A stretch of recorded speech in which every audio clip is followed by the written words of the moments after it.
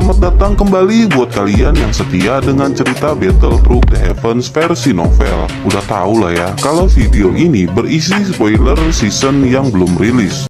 Ilustrasi dalam video ini gak akan sama dengan ceritanya. Kalian bisa merem dengerin ceritanya dan mulai berimajinasi. Gak usah lama-lama lagi, kita lanjutkan ceritanya. Akhirnya tiba giliran Xiaoyan bertanding di Grand Competition Academy dan ia pun turun ke arena. Tanpa diduga, ternyata secara kebetulan lawan Xiaoyan adalah Bai Cheng yang pernah ia kalahkan.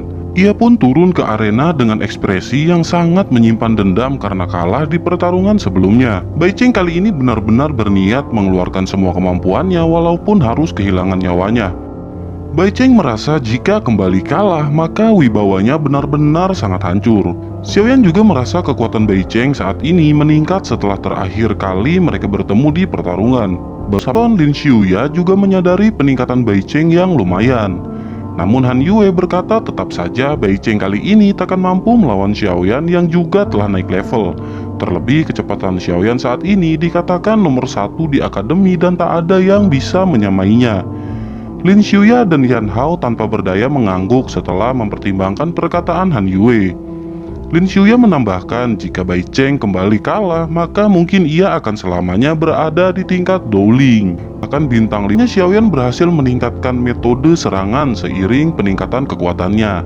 Serangan ini ia lakukan tanpa menggunakan gerakan yang banyak dan tenaga besar.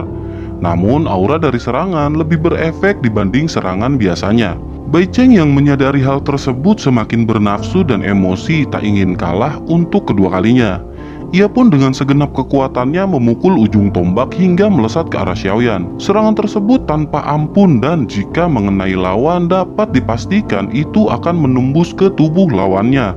Melihat hal itu, tetua pertama pun melotot merasakan ada yang tak beres dari serangan Bai Cheng dan sedikit khawatir.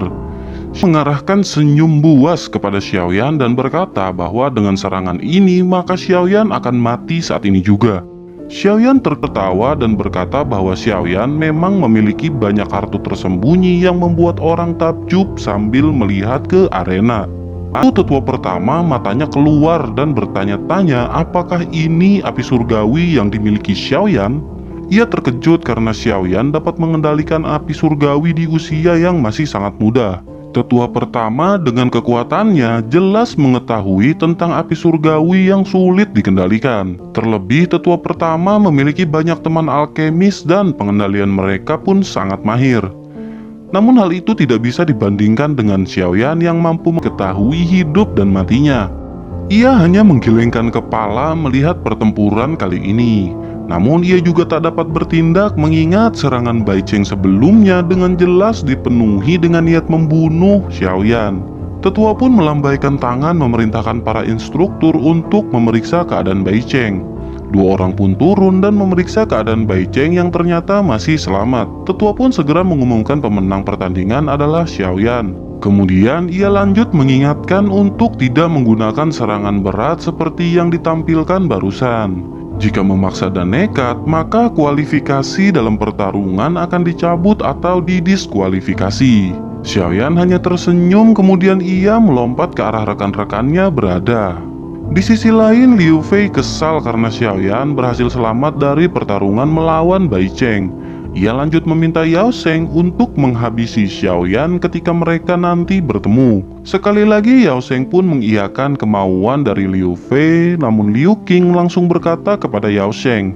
Ia menegaskan untuk jangan menganggap remeh Xiaoyan setelah melihat api yang dapat membuat serangan menjadi ketiadaan. Ia juga menambahkan bahwa serangan api tersebut sangat menakutkan dan akan sulit untuk menghadapinya. Mendengar hal itu, Yao Sheng hanya tersenyum dingin kemudian mengangguk. Di sisi lain arena, Sun Er menanyakan keadaan Xiaoyan sambil memegang erat tangannya. Jelas kekhawatiran terpancar dari Ayang ketika melihat gebetannya sedikit pucat. Xiaoyan tersenyum dan berkata bahwa ia baik-baik saja kemudian menelan pil pemulihan. Kembali ke arena, pertarungan yang masih terus berlanjut dengan berbagai macam kekuatan yang ada. Bahkan pertarungan yang lebih ganas dari Xiaoyan dan Bai Cheng pun terjadi beberapa kali. Akhirnya tiba giliran Wu Hao untuk bertanding dan ia pun segera ke arena. Wu Hao mendapat lawan yang berada di bintang 1 Douling, namun terlihat pengalaman bertarungnya jauh lebih rendah daripada Wu Hao. Benar saja tak lama pertarungan dimulai, Wu Hao sudah dapat langsung menang hanya dalam 1 kali pertemuan. Kecerobohan yang dibuat lawan dapat dimanfaatkan dengan sangat baik oleh Wu Hao. Setelah itu pertandingan berlanjut ke nomor 30 yang ternyata itu adalah Liu Qing. Xiaoyan pun memperhatikan gerak-gerik dan teknik yang akan digunakan oleh Liu Qing. Pertandingan tidak bertahan lama dan Xiaoyan telah melihat jenis jurus yang Liu Qing praktekkan. Dari pertandingan tersebut, Xiaoyan menyadari bahwa Liu Qing memang sangat kuat. Setelah itu, pertandingan pun berlanjut hingga semua peserta telah bertarung. Begitu pula dengan Lin Xiuya yang turun ke arena setelah gilirannya tiba. Namun tanpa terduga lawan bertanding Lin Xiuya tidak datang. Akhirnya setelah lama menunggu, Lin Xiuya pun dinyatakan sebagai pemenang dari pertandingan tersebut. Hal itu membuat Liu Qing, Yan Hao bahkan Xiaoyan menjadi kecewa karena tak bisa mengamati teknik yang digunakan Lin Xiuya. 25 pertandingan berlangsung dari pagi hingga malam dan akhirnya mereka pun kembali ke tempat masing-masing, begitu pula dengan Xiaoyan. Ia duduk bersila berlatih sekaligus memulihkan diri untuk kompetisi putaran kedua. Setelah 2 jam, akhirnya Xiaoyan pun selesai kemudian menghembuskan nafas keruh dan kondisinya kembali normal. Ia masih memikirkan sepertinya pertandingan putaran kedua akan sangat berbahaya. Terlebih setelah melihat teknik yang ditampilkan di pertarungan termasuk juga Liu Qing. Di sisi lain, sosok asap datang menemui Sun Er yang berdiri di depan jendela. Ling Ying mengatakan bahwa waktu 1 bulan yang diberikan telah habis dan sudah saatnya untuk kembali ke klan.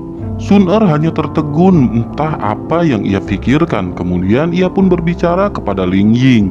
Ia mengatakan untuk menunggu selama beberapa hari lagi hingga Xiaoyan berhasil menempati top 10 strong ranking. Dengan begitu, Sun Er akan merasa tenang dan dapat meninggalkan akademi untuk kembali ke klan. Ling Ying hanya mengangguk sebelum akhirnya ia pun pergi. Singkat cerita, hari berikutnya pun tiba dan arena besar kembali dipenuhi dengan sorak ramai penonton. Semua tetua pun mengambil posisi duduknya masing-masing. Lin Yan datang. Ia menyampaikan satu berita yang ia anggap penting bagi Xiaoyan dan segera memberitahunya. Ia tanpa sengaja mendengar bahwa Yao Sheng menukar nomor dengan rekannya agar dapat berhadapan dengan Xiaoyan.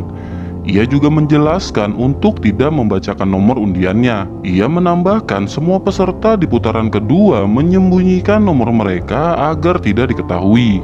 Xiaoyan pun baru tersadar peserta lain memang tidak menyebutkan nomor setelah mengambil undian. Seketika Xiaoyan merasa terharu melihat kepedulian dari Lin Yan akan keselamatannya. Ia pun berterima kasih dan berkata agar Lin Yan tak perlu terlalu cemas kepada Xiaoyan. Lin Yan pun tersenyum kemudian akhirnya kembali ke tempat semula. Tanpa sadar pertandingan pun telah berlanjut ke pertarungan kedua di mana Wu Hao sedang bertanding di arena. Tak lama Wu Hao ditekan lawannya hingga ia pun kepayahan dan kalah. Melihat hal itu, Xiaoyan tetap merasa bangga kepada Wu Hao yang dapat bertahan hingga ke babak kedua. Selain itu, Wu Hao memang tidak mengincar posisi 10 besar strong ranking seperti Xiaoyan. Jadi ia tak berjuang terlalu keras untuk memenangkan pertandingan. Tak lama Wu Hao pun kembali, kemudian Xiaoyan pun menoleh ke arah Yao Sheng yang juga sedang menatap Xiaoyan. Wu Hao yang menyadari hal itu berkata untuk berhati-hati dengan lelaki feminim yang sangat arogan tersebut. Xiaoyan hanya tersenyum dan berkata bahwa Yao Sheng takkan memiliki kesempatan untuk melukai Xiaoyan. Wu Hao terdiam, kemudian Xiaoyan segera menuju ke arena.